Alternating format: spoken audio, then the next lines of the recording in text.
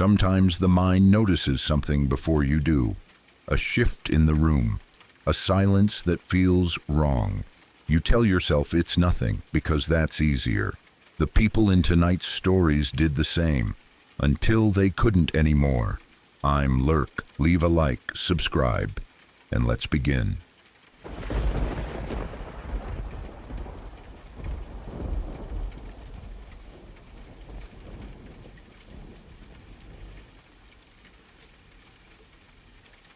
About 25 years ago, I moved in with my cousin and her roommate, Jose, in Claremelle, Florida.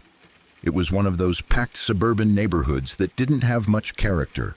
Small cement blockhouses lined up side by side, chain-link fences, patchy grass, barking dogs, and the occasional siren in the distance. Nothing about the place looked special. If you drove past it, you wouldn't give it a second thought. The house itself was a 3-bedroom, 1-bath structure made of cement block, with a decent-sized fenced yard.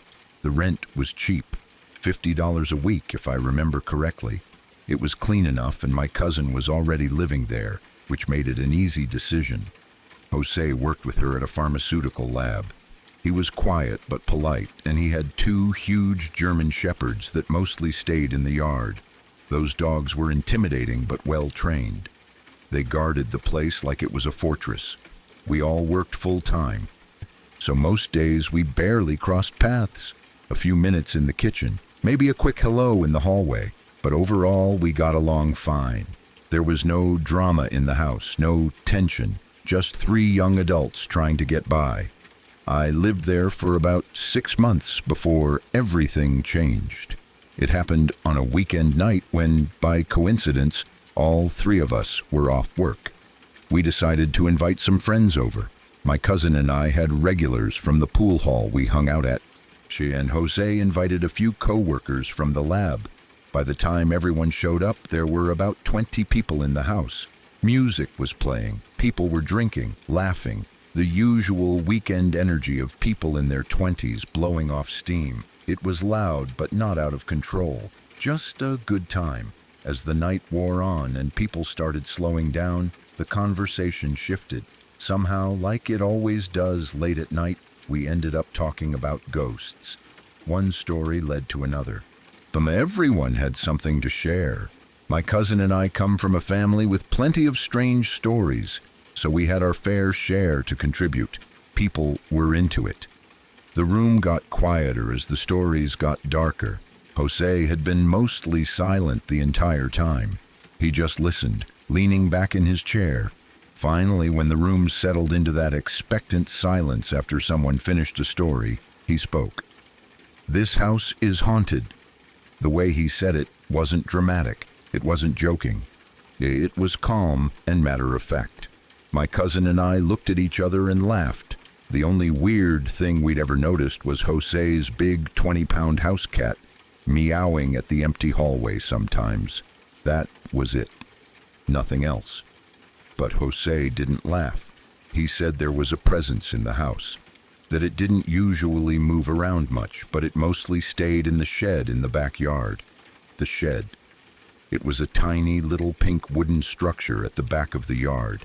I had barely noticed it. I had definitely never looked inside. Jose said his bedroom window faced that shed, and he always kept his curtains closed because the door to the shed would not stay shut. He said he had jammed it closed countless times and it always popped back open. He said it felt like whatever was there wanted it open. Then he said something that made the room shift. He said he could tell when it came into the house because he would wake up feeling deeply depressed for no reason. That part hit me differently. I didn't like the idea of living with some presence, and I didn't like the thought that it was affecting someone I lived with, but in my heart, I didn't truly believe any of it. I thought it was late-night storytelling getting to everyone's heads. So I stood up and said, half joking, half confident, "Forget that. I'll shut that door and you won't have to keep your curtains closed anymore." I was being bold because I didn't think there was anything there. I figured the shed door was just old and warped. I told everyone I was going outside to fix it. Almost the entire group followed me, partly out of curiosity and partly because it had turned into a challenge. As we walked into the yard, Jose told me I shouldn't mess with it. He said whatever it was wanted the door open and I should leave it alone. I brushed it off. The shed looked exactly like I expected. Old, worn. The paint faded. It honestly looked more like a tiny abandoned playhouse than a tool shed. I pulled the door open and looked inside. There was a broken lawnmower, some old paint buckets, rusty window screens, and thick darkness beyond that. Nothing extraordinary. I scanned the yard and found a couple of rusty shovels leaning against the garage area. I grabbed one. I kicked the shed door hard until it sat flush in the frame.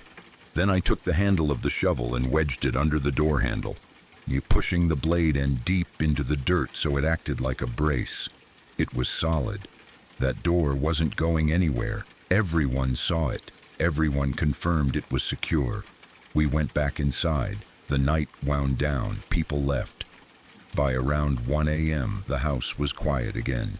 We let the dogs out into the yard, locked the gates, and cleaned up a bit before heading to bed. Nothing unusual happened that night. Until 6 a.m., I woke up needing to use the bathroom. I was still half asleep as I reached for my bedroom door. As I pulled it open, I heard a strange scraping sound. It startled me enough to fully wake up. Before I could process it, the shovel fell forward and hit me.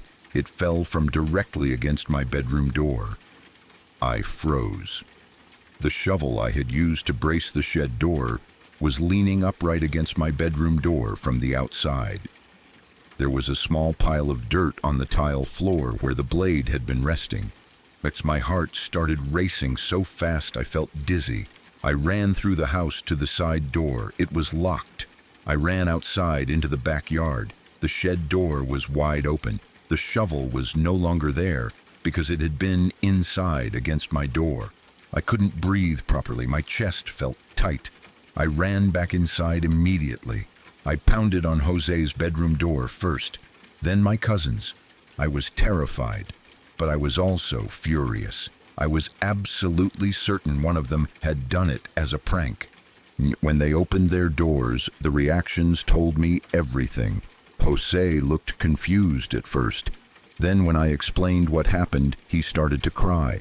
Not nervous laughter, not joking, actual tears. He begged me to tell him I was lying. He begged my cousin to admit she did it. She didn't. My cousin, on the other hand, was furious. She accused me of playing a prank. She yelled at me for waking her up at 6 in the morning after a long night. She said I was childish and immature. But as the argument went on, something shifted in the room. We all realized none of us had done it. The yard had been locked. The dogs were out there. There was no way someone could have gotten into the yard, moved the shovel, reopened the shed door, gotten into the locked house, and positioned the shovel against my bedroom door without waking anyone or alerting the dogs. There was no logical path that made sense. Jose went to the store later that morning and came back with religious candles and a rosary. He started praying out loud in Spanish. I couldn't understand most of it, but I understood the fear behind it. After that morning, the atmosphere in the house changed completely. I couldn't sleep alone. I refused. Every creak felt amplified. Every shadow felt heavier. Within a week, my cousin and Jose got into a massive argument over something completely stupid, a button on the stereo. It exploded out of nowhere. She moved out shortly after. I lasted 2 more weeks. Every moment in that house after that felt tense and suffocating. I never looked at the shed again. I never tried to close that door again. When I found another place to live, I left and never went back. To this day, I don't know what moved that shovel, but I know I wedged it under that shed door, and I know it was leaning against my bedroom door the next morning.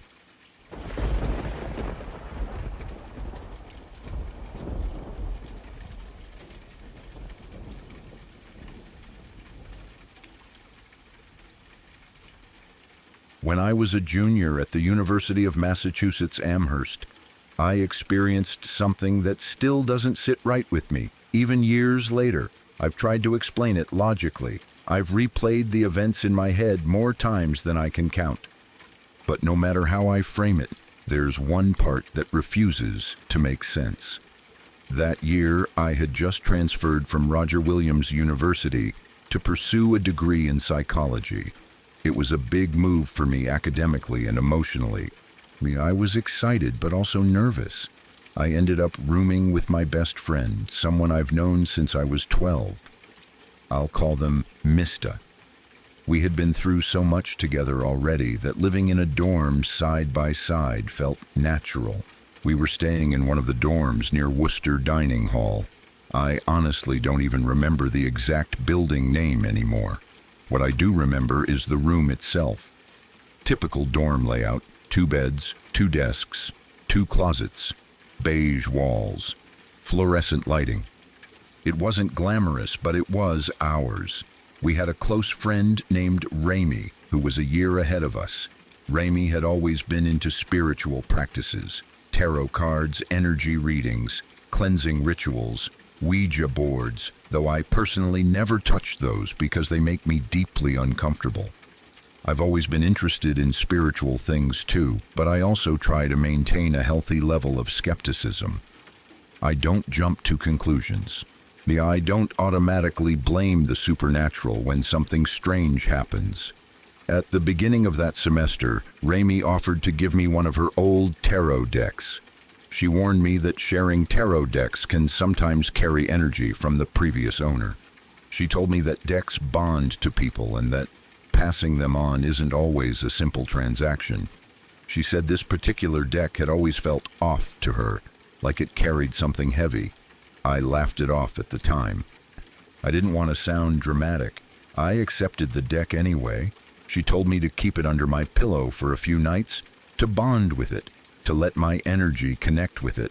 I did exactly that. I carried it in my bag during the day. I kept it near me in the room. I wanted to treat it properly. At first, nothing unusual happened, but slowly, something shifted. Mista and I started arguing more than usual. Not explosive fights, but small, irritating bickering that felt unnecessary. We had always communicated well. We had known each other for so long that we rarely let misunderstandings linger. But that semester, something felt tense. It was subtle, but noticeable. One night, completely out of nowhere, Mista looked at me and said, "I think something weird is in this room." That stopped me. Mista is not someone who jumps to paranormal conclusions. They're curious about it, sure, but grounded, skeptical. For them to say that without prompting meant something felt genuinely wrong to them. I asked what they meant. They struggled to explain it. They said that at night, when the lights were off, they felt watched. Not in a comforting way. Not like someone protecting them. More like something observing them with intent, like prey being studied. At that moment, I felt my heart speed up slightly, because I had started to feel something similar. But I didn't say that. I didn't want to influence them or accidentally create a shared delusion. So I told them I hadn't noticed anything unusual. We both tried to brush it off and continued focusing on school. That's when the stress hit me. I was taking statistics and research methods that semester. I am terrible at statistics. It has never been my strong suit. I had failed it the previous semester, and if I failed again, I wouldn't be able to continue in the psychology program. That pressure sat heavy on my shoulders. Normally, stress doesn't break me down. I handle pressure fairly well, but one afternoon I was sitting in a lounge area with Mista and Ramy, and I completely fell apart. It came out of nowhere. One second I was working, and the next I felt this overwhelming, crushing sense of despair. It wasn't normal anxiety, it wasn't typical stress. It felt like something darker, a wave of hopelessness so intense that I couldn't breathe properly. I started crying uncontrollably. Mista looked at me like they had never seen me before. Later, they told me that moment scared them because it wasn't like me. That night, Mista told me something else. They said they felt like whatever presence was in the room was lingering in my closet specifically. They said it felt concentrated there, like that was its space. My stomach dropped when they said that. Because I had moved the tarot deck into my closet, I hadn't told them. Yeah, I had placed it there because I didn't want to lose it and thought it would be safer tucked away. But hearing them independently mention the closet made me uneasy. As a precaution, we decided to give the deck back to Raimi. When we told her what had been happening, she didn't seem surprised. She admitted that the deck had always felt wrong to her. She had tried to get rid of it before, but never fully followed through. After we returned the cards, things improved almost immediately. The tension between Mista and me faded. The heavy feeling in the room lifted. The sensation of being watched at night disappeared. My emotional state stabilized. Even my stress about statistics felt more manageable. For weeks, everything felt normal again. Raimi graduated that year and moved off campus. We didn't see her often after that. She was busy working and adjusting to post-grad life. We barely had contact. Then, without warning, the strange atmosphere returned. The dread crept back in. The feeling of being watched at night resurfaced.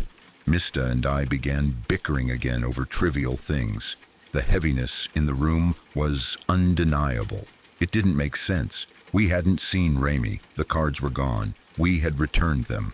As winter break approached, we had to pack up certain belongings so the dorm could be cleaned. I opened my closet to gather my things, and there it was.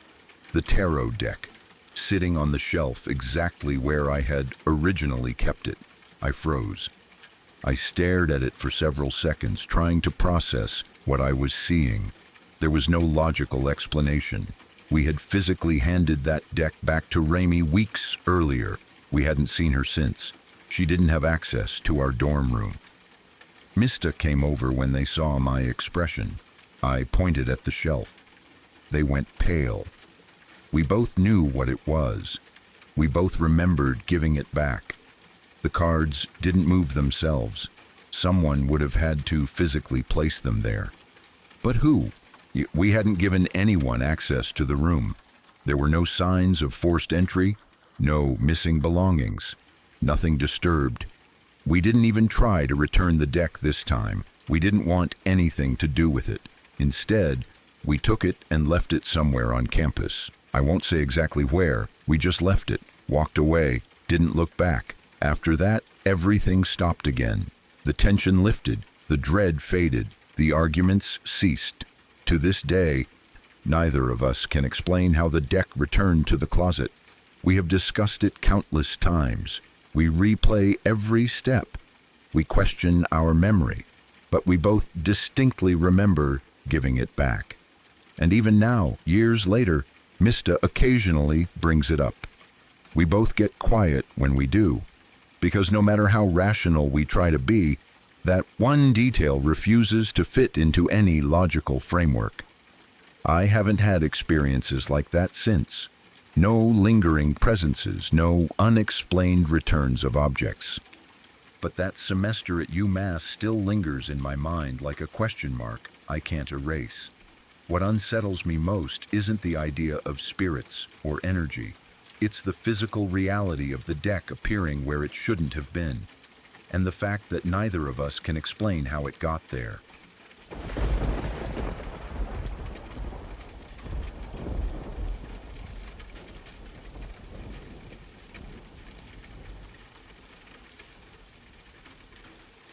Two weeks ago, something happened in my house that I still can't explain, no matter how many times I replay it in my head.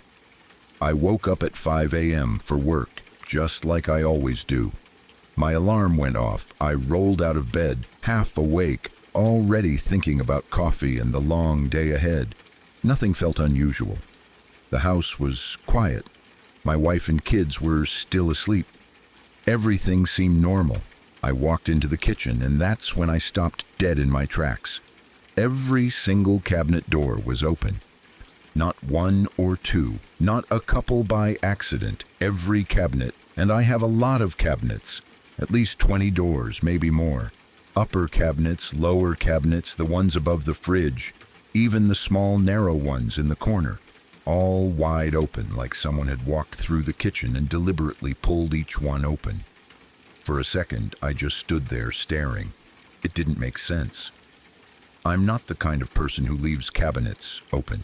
Neither is my wife. We're both pretty organized. And even if one of us had somehow forgotten to close a few, there's no way all of them would have been left open like that. The first thing I did was check the front door. Locked. The back door, locked. Windows, all closed. The alarm system was still armed from the night before. No alerts, no triggered sensors, no signs of forced entry. That's when the feeling hit me. Not fear at first. Violation.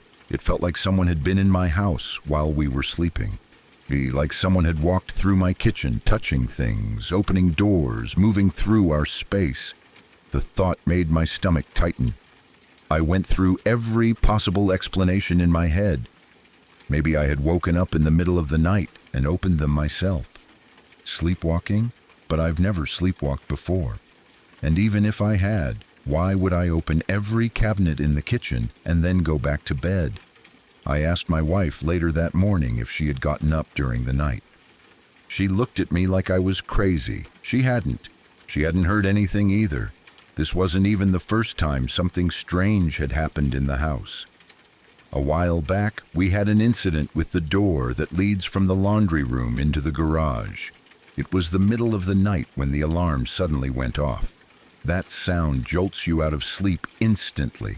It's loud and sharp and immediately puts you on edge. I jumped out of bed and ran into the living room to turn off the alarm panel. My heart was pounding. Once I shut the alarm off, I saw that the laundry room door leading into the garage was open, wide open. I felt a rush of adrenaline. I grabbed something heavy from the kitchen counter and started checking the house room by room. My wife and the younger kids were asleep in their rooms. Nothing disturbed, nothing out of place. My oldest son was awake in his room, sitting up in bed, confused. He asked what was going on. I asked him straight up if he had opened the laundry room door. He said no immediately. He even asked if I had opened it. At the time, I tried to rationalize it. Maybe I had forgotten to lock it before bed. Maybe the pressure difference between the house and the garage had caused it to swing open. Maybe the latch didn't catch properly. I closed the door, locked it carefully, and made sure it was secure. I tested the handle more than once. It was locked. Feeling a little embarrassed about my panic, I went back into the living room and sat down on the couch to calm down. From where I was sitting, I had a direct line of sight toward the hallway and the entrance to the laundry room. Anyone walking toward that door from inside the house would have had to pass right in front of me. Within minutes, the alarm went off again. That same piercing sound filled the house. My heart dropped into my stomach. I ran straight toward the laundry room. The door was wide open again. There was no one there. No sound of footsteps. No shadow slipping into the garage. Nothing. Just the door, standing open like someone had calmly turned the knob and walked through. I stood there staring at it, my mind racing. I had just locked it. I had just checked it. I had been sitting in a position where I could see anyone approaching that area. No one had passed me. I checked the garage. Empty. Checked outside the garage. Nothing. The yard was still. The street was quiet. There was no logical explanation. After that second time, I felt something I can't quite describe. It wasn't just fear. It was this creeping, heavy feeling like something was wrong in a way I couldn't identify. I tried to convince myself it was mechanical, a faulty latch, a pressure issue. Maybe the alarm sensor was overly sensitive. But those explanations don't account for the door being fully open twice, especially after I had made sure it was locked. Now, with the cabinet incident added to that memory, it feels harder to dismiss. The kitchen cabinets weren't partially open. They were open wide. It would have taken time to open that many doors. It wasn't something that could have happened accidentally all at once. I walked through the house again that morning, checking every room, every window, every door. Everything else was normal. No missing items, no signs of someone being there. But the feeling lingered. At night now, I find myself listening more carefully. Every small noise sounds amplified. The house settling, the fridge kicking on, the air vents adjusting. I try to tell myself it's just normal house sounds, but after those incidents, it's harder to relax. What bothers me most is that there's no clear answer. If someone had broken in, there would be signs. If one of the kids had done it, there would be a confession, or at least some hint of it. If it were a mechanical issue, it wouldn't explain everything happening the way it did. I've even questioned myself. Am I forgetting things?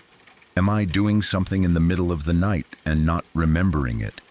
But the consistency of the events, the physical evidence like the cabinets and the door being visibly open, makes that hard to believe. It creeps me out more than I'd like to admit. Because it's one thing to hear a noise or feel uneasy. It's another thing entirely to see physical changes in your house that no one can explain. I don't have an answer. I don't have a theory that fully satisfies me. All I know is that twice now something in my house has moved without anyone claiming responsibility. And that feeling of not knowing, of sitting there in the quiet early morning light, staring at open cabinets or an unlocked door, is something I wouldn't wish on anyone. If these stories feel familiar, there's a reason. Most people have experienced something they don't talk about. If you're still listening, leave a like and subscribe. It helps keep stories like these alive. And if something has ever followed you home, send it in. Let's continue.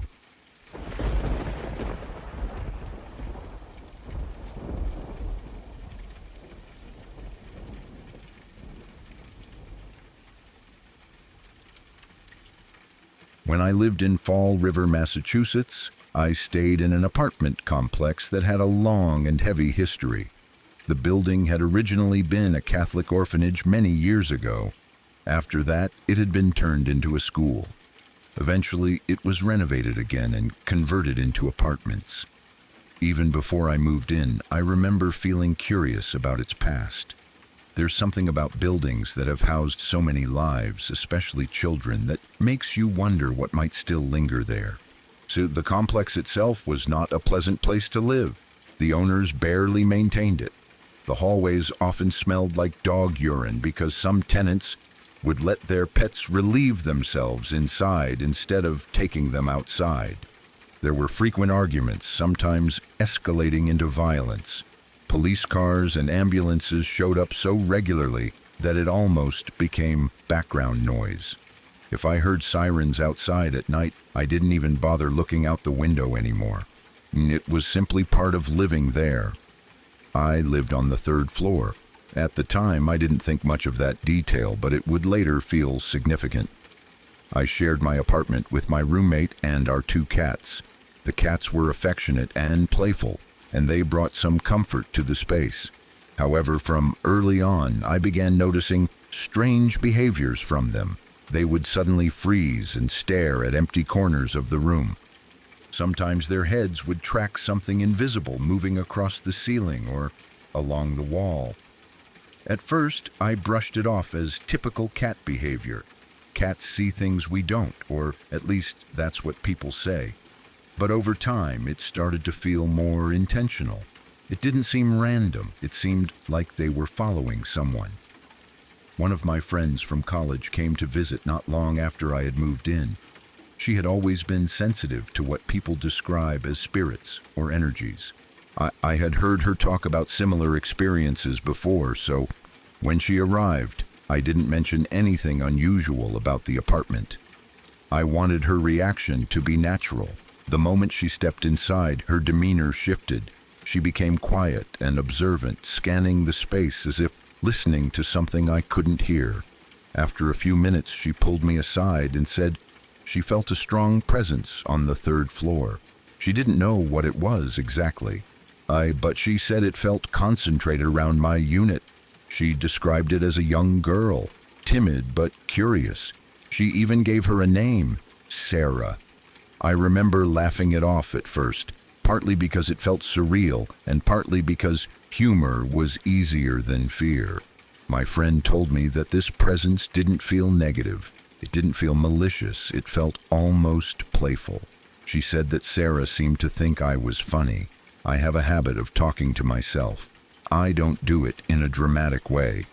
I just process my thoughts out loud sometimes, especially after a long day. According to my friend, the spirit seemed amused by this. That detail stuck with me, even though I tried not to take it too seriously. As time went on, I started noticing more specific incidents that I couldn't easily explain. One of the first clear experiences happened about a year after I had moved in. I worked as a therapeutic mentor at the time, but my job required me to travel to clients' homes and meet with them in the community. My schedule could be demanding, and sometimes I would take short naps between appointments to recharge. On this particular afternoon, I decided to lie down around 4 o'clock. I must have been more exhausted than I realized, because I fell into a deep sleep. I had an appointment scheduled for 5, but for some reason, I hadn't set my alarm properly. What woke me up was not a gentle noise or a gradual stirring. It was 2 loud, heavy slaps directly on my pillow. Thud, thud. They were so distinct and forceful that I jolted upright immediately. It wasn't a light tap. It felt like someone had smacked the pillow right next to my head with intention. I lived alone at that point. There was no one else in the apartment. My cats were in the living room, as I later confirmed. The sound had come from right beside me. I barely had time to process what happened, because I realized I was about to be late. I scrambled to get ready and left for my appointment, my heart still racing. I tried to tell myself it could have been something falling, maybe pressure shifting in the building. But deep down, I knew what I felt. Months later, I went through one of my darker periods. I have struggled with depression for years. There are days when it feels manageable and days when it feels overwhelming. On particularly difficult days, I would stay in bed for hours, sometimes crying, sometimes staring at the ceiling, feeling completely empty. One afternoon during one of these episodes, I was lying on my side, facing the wall.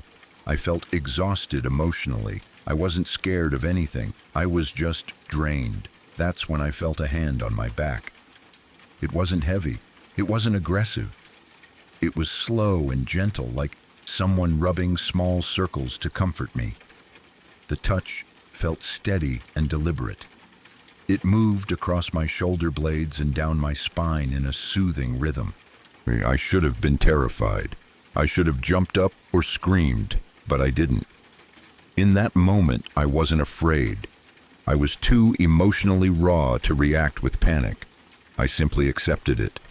The touch lasted only a short time, maybe a minute or two. Then it stopped. I didn't turn around to see if anyone was there. Part of me didn't want to break whatever strange comfort I was receiving. Eventually, I fell asleep. When I woke up later, the room was empty and quiet. After some time, my roommate moved in. Yeah, I had always suspected that whatever presence lingered in the apartment seemed to stay primarily in the extra bedroom. That was the room my roommate took. Not long after moving in, they began mentioning feelings of being watched. They said they would sometimes sense someone standing near the doorway or behind them while they were getting dressed. They described it as uncomfortable, not violent, just unsettling. One day, my roommate left for work and texted me about a small shark preserved in a jar that they kept in their room. They wanted me to take a photo of it so they could show a coworker. I walked down the hallway and opened their bedroom door without hesitation. For half a second, I saw her. She was taller than I expected, taller than me, standing near the foot of the bed. Her shape was clear enough that I could distinguish her height and posture, but not detailed enough to see facial features. The moment our eyes met, we both reacted. We both jumped. It was such a synchronized movement that it felt almost comical in a strange way. I gasped and stepped back. She seemed startled too, as if she hadn't expected me to open the door so suddenly. Then she disappeared, not fading gradually, not walking away, just gone. I stood there in the doorway, heart pounding, staring at the empty space where she had been standing. I didn't feel threatened. I felt shocked. That was the last time I ever saw her. Before I eventually moved out of that apartment, I stood in the living room alone one evening and spoke out loud. I said that if she was still there, I appreciated her presence. I apologized if I had ever frightened her. I wished her peace. After that, nothing else happened. I now live in a house that I own.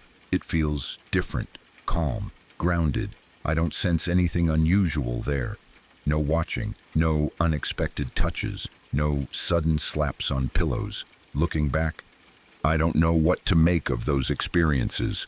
The building had a long history, an orphanage full of children, a school full of young lives. Maybe some energy lingers in places like that, or maybe the mind is capable of creating things during times of stress and vulnerability.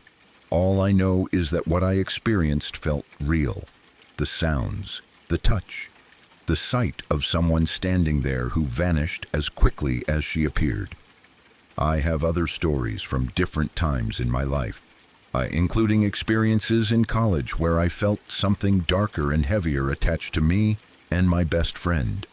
But that apartment in Fall River remains the most vivid chapter. Sometimes I wonder if Sarah is still there, watching over the third floor, curious about the new tenants who have moved in. And sometimes I wonder if she ever found peace.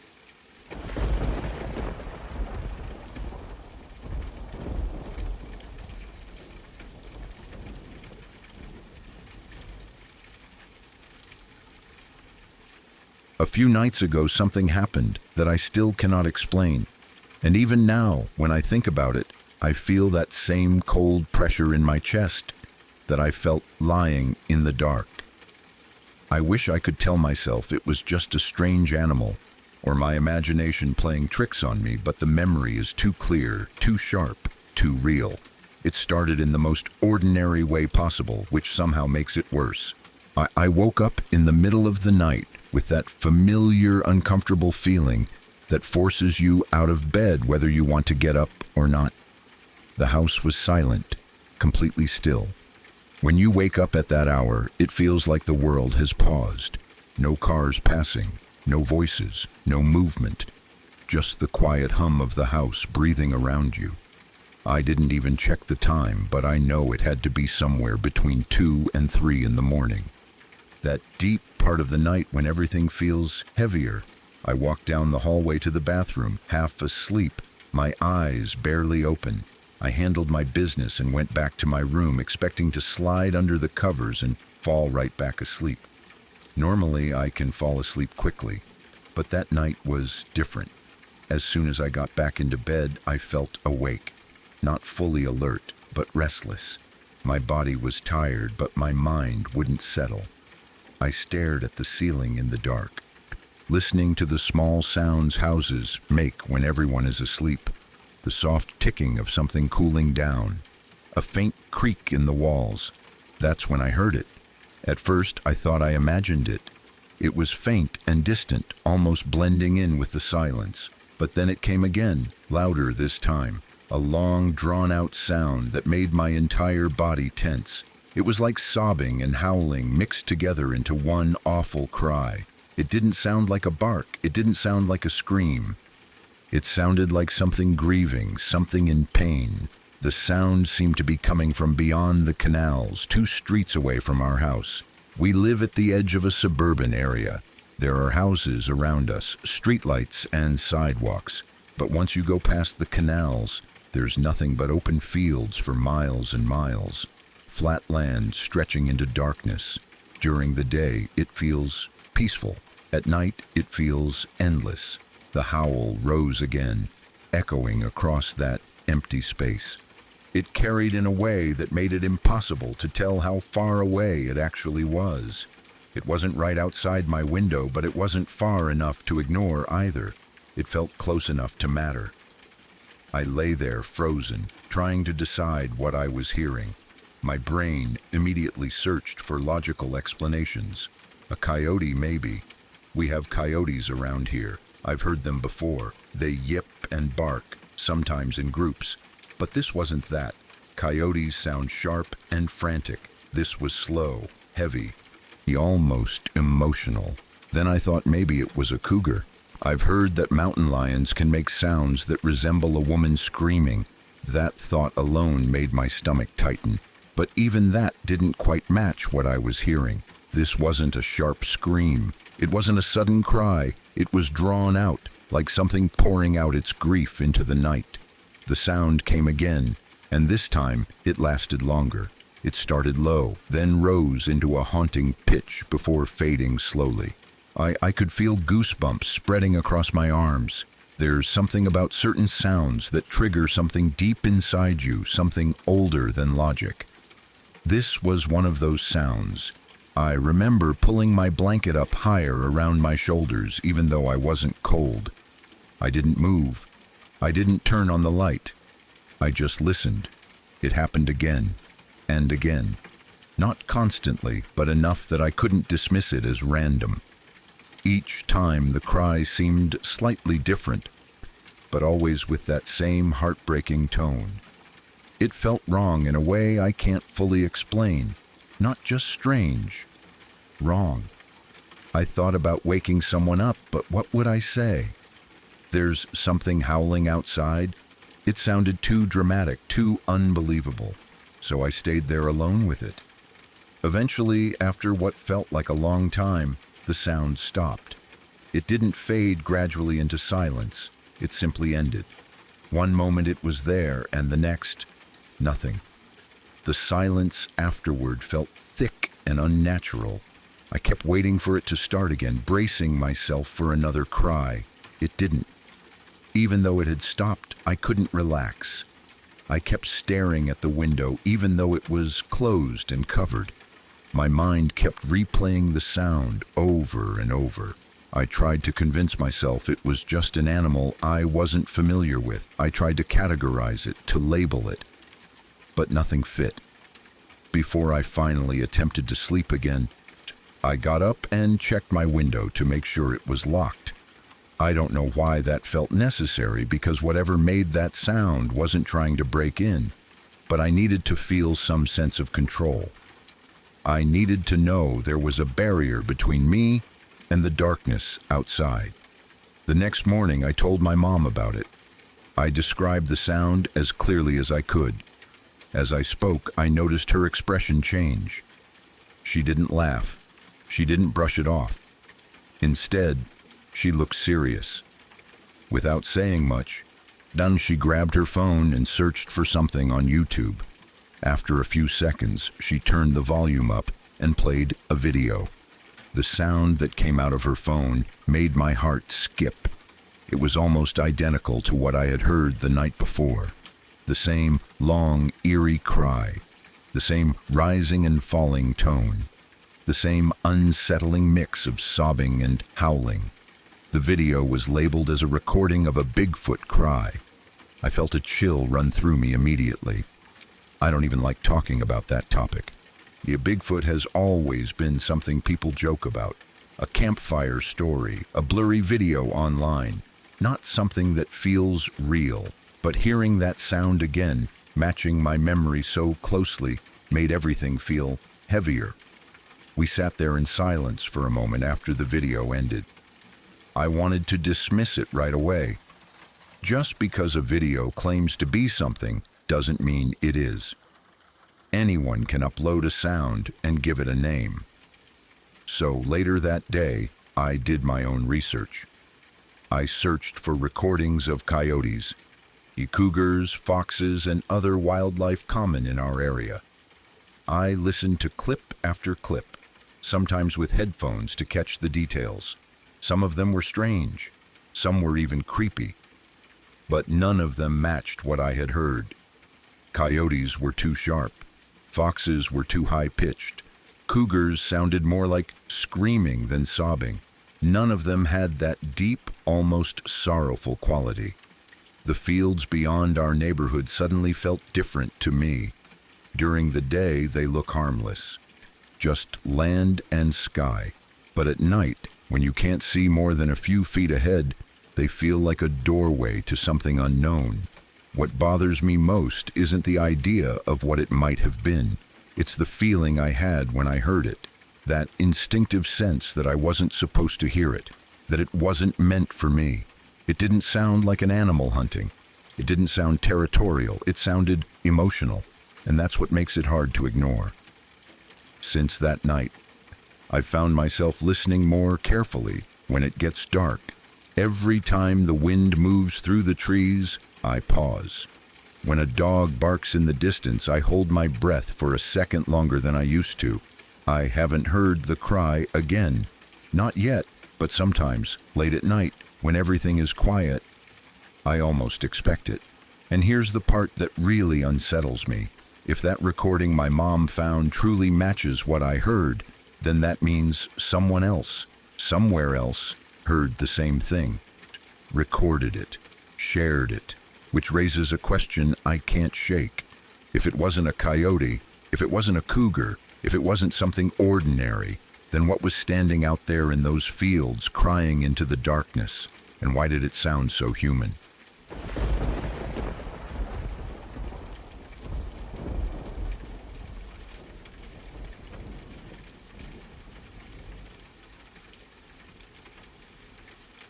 There is one experience I had that still unsettles me whenever I think about it.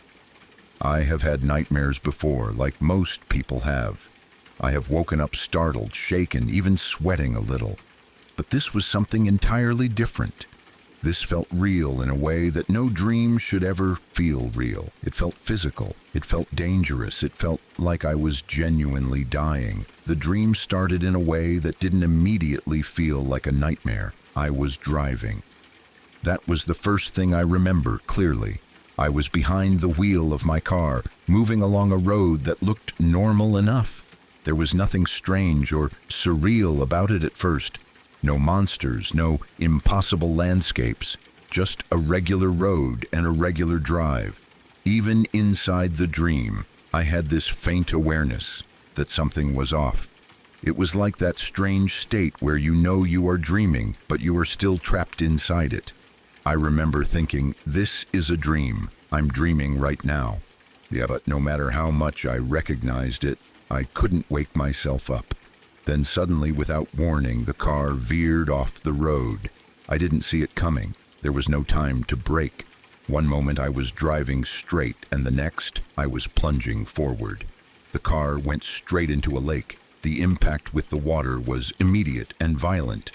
I could hear the splash and feel the jolt. Water rushed up against the windows instantly. I felt the car sinking. It wasn't a slow drift downward. It was heavy and fast. The vehicle felt like a weight dragging me deeper. My first instinct was to open the door. I reached for the handle and pulled, but it wouldn't budge. The pressure from the water outside was too strong. I tried again, pulling harder, but it was useless. The door felt sealed shut. The water started rising inside the car. At first it was just around my feet, cold and shocking. Then it climbed up my legs, my waist, my chest. I could feel my heart racing. Panic began to take over. Even though part of me knew this was a dream, my body reacted as if it were real. I looked around desperately for a way out. The windows were still intact, but the water outside was pressing against them like a dark wall. I don't remember how I did it, but eventually I smashed one of the windows. The sound was sharp and violent. Water burst inside immediately, flooding the car completely. For a brief moment, everything was chaos. Bubbles everywhere. The rush of water. The sudden cold surrounding me on all sides. Then the car was fully submerged. I pushed myself out of the broken window and began swimming upward. At least, I thought I was swimming upward. I kicked as hard as I could. I moved my arms, reaching toward where I believed the surface should be. But no matter how hard I swam, I didn't get closer to light. Instead, it got darker. The water around me shifted from murky to black. It felt like I was sinking instead of rising. That was when the real fear began. I could feel the last bit of air in my lungs. I was holding my breath as tightly as I could. My chest burned. My throat tightened. Every instinct in my body screamed at me to breathe. I tried to push upward again, but there was no sign of the surface. The darkness wrapped around me completely. There was no light above, no direction, just endless black water. Finally, I couldn't hold it anymore. I opened my mouth and tried to gasp for air. Instead, water rushed in. Even though it was a dream, I could feel the sensation of inhaling liquid. It felt thick and wrong. I tried again, desperate. My body convulsed in panic. I inhaled again, hoping for oxygen, but there was none, just more water. The desperation was overwhelming. It felt primal. My body kept trying to breathe, over and over, but every attempt only filled my lungs with more water. My chest felt like it was collapsing inward. My head pounded. My thoughts became frantic and scattered. Then something shifted. The darkness around me changed. It stopped feeling like deep water and started feeling like nothing.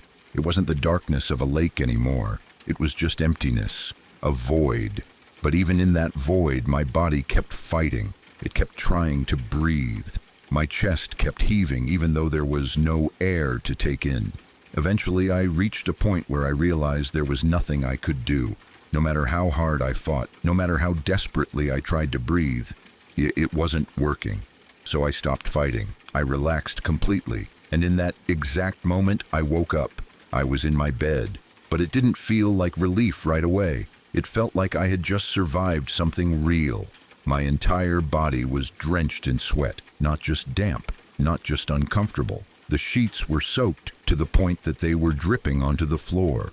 I had never experienced anything like that before. I finally understood what people mean when they say they were sweating buckets.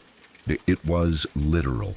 My head was pounding intensely. It felt like I had been deprived of oxygen. My heart was beating so fast that I could feel it thudding in my ears. I was gasping for air, dragging it into my lungs like I had actually been underwater. For several minutes, I couldn't move. I just lay there, trying to breathe normally again. My chest felt tight. My muscles felt weak. I was so out of breath that it honestly felt like I had just run a marathon. It took hours before my heart rate slowed down to something close to normal. I sat up in bed eventually, but I felt shaky and drained. I had to change the sheets because they were completely soaked. Physically, I started feeling better after getting some rest the next night.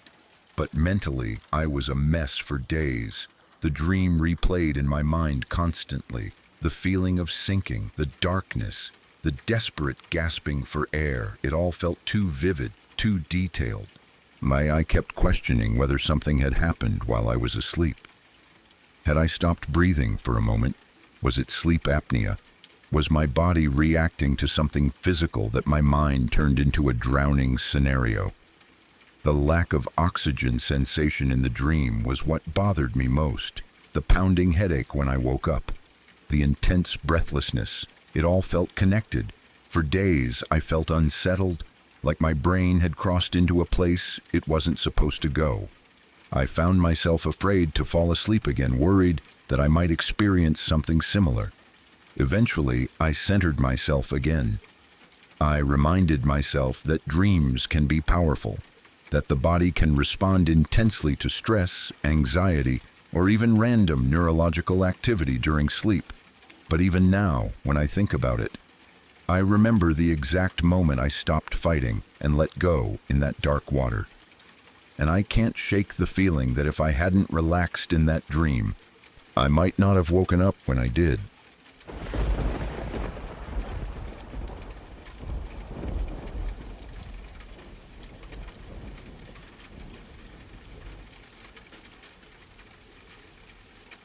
When I was around 8 or 9 years old, I experienced something that stayed with me for years.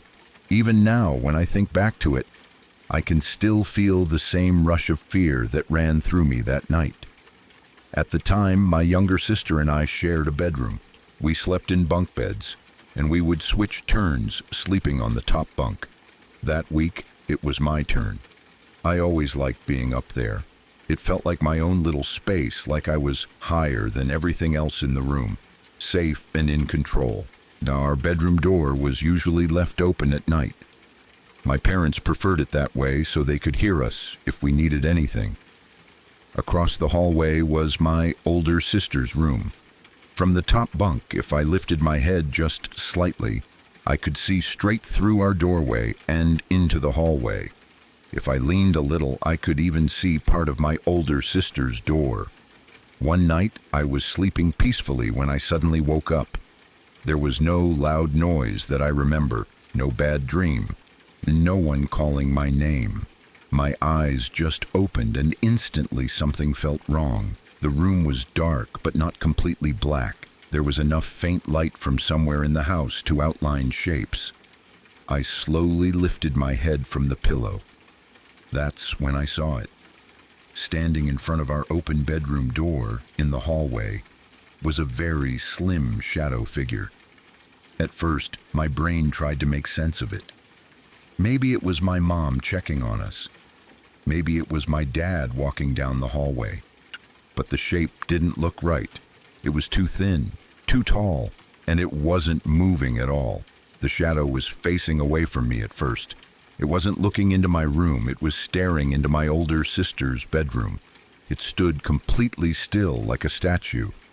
It didn't sway, it didn't shift weight. It didn't move even a little. A chill went down my spine so hard that it almost hurt. My body felt frozen. I remember gripping my blanket tightly, barely breathing. The shadow didn't move for what felt like forever. It just stood there, staring deeply into my sister's room. Then slowly, it turned its head. The movement was so smooth and slow that it made everything worse. It wasn't a quick glance. It was deliberate.